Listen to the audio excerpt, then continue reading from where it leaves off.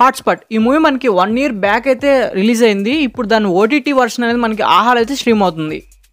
ఈ మూవీలో మనకి 4 డిఫరెంట్ స్టోరీస్ అయితే చూపిస్తారు. ఏ స్టోరీ మనకి లింక్ అయితే అవ్వదు.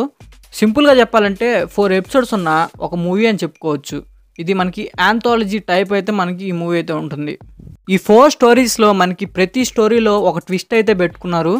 ఇక ఈ 4 స్టోరీస్లో మనం బాగా ఎమోషనల్లీ కనెక్ట్ అయ్యేది ఫస్ట్ స్టోరీ అయిన హ్యాపీ మ్యారీడ్ లైఫ్. ఈ స్టోరీ చెప్పడం కష్టమే, ఎందుకంటే మీకు స్పాయిలర్ అయితే అవుతుంది. మీకు సింపుల్గా చెప్పాలంటే జంబలకడి పంబ మూవీ టైప్ అయితే ఉంటుంది స్టోరీ. ఇక సెకండ్ స్టోరీ అయిన గోల్డెన్ రూల్స్, ఇది చాలా సింపుల్గా అయితే ఉంటుంది. ఎక్కువ రన్ టైం కూడా ఉండదు, చాలా తక్కువగానే ఉంటుంది. థర్డ్ స్టోరీ అయిన టమాటో చట్నీ, దీని గురించి సింపుల్గా చెప్పాలంటే మనకి మేల్ సెక్స్ వర్కర్స్ చుట్టూ ఈ స్టోరీ అయితే జరుగుతూ ఉంటుంది. ఇది కొద్దిగా మాస్ ఆడియన్స్కి అయితే బాగా కనెక్ట్ అవుతుంది. ఇక ఫోర్త్ స్టోరీ అయిన ఫేమ్ గేమ్, ఇది మనకి ఒక చిన్న పిల్ల చుట్టూ తిరిగే ఒక మెయిన్ స్టోరీ అనమాట.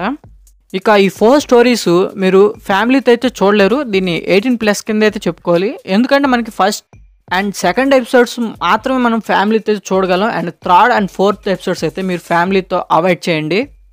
ఈ మూవీలో ప్లస్ పాయింట్స్ చెప్పాలంటే మనకి ఒక్కో స్టోరీలో ఒక్కో ట్విస్ట్ అనేది ఇంక్లూడ్ అయితే చేశారు. ఆ ట్విస్టులు కూడా చాలా మతిపోయే విధంగా అయితే ఉన్నాయి.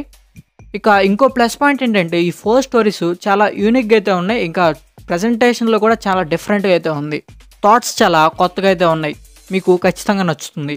ఇక ఫస్ట్ స్టోరీ విషయానికి వస్తే దాని ప్లాట్ సింపుల్గా అయితే చెప్తాను. ప్లాట్ ఏంటంటే పెళ్ళైతే అమ్మాయిలే ఎందుకు అత్తారింటికి వెళ్తారు అనే ప్లాట్ అనమాట. చూపించడంలో కూడా ఫస్ట్ అబ్బాయి పాయింట్ ఆఫ్ వ్యూ చూపించి తర్వాత అమ్మాయి పాయింట్ ఆఫ్ వ్యూ చూపించారు, దానికి మనం బాగా కనెక్ట్ అవుతాం.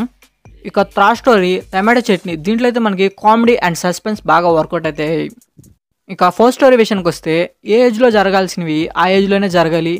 20 ఇయర్స్కి జరగాల్సిన విషయాలు మనకి 10 ఇయర్స్కే తెలిస్తే ఆ పరిణామాలు ఎలా ఫేస్ చేస్తారనేది మెయిన్ స్టోరీ. ఈ ప్లాట్ నాకు చాలా బాగా నచ్చింది అండ్ బాగా కనెక్ట్ అయ్యాను కూడా.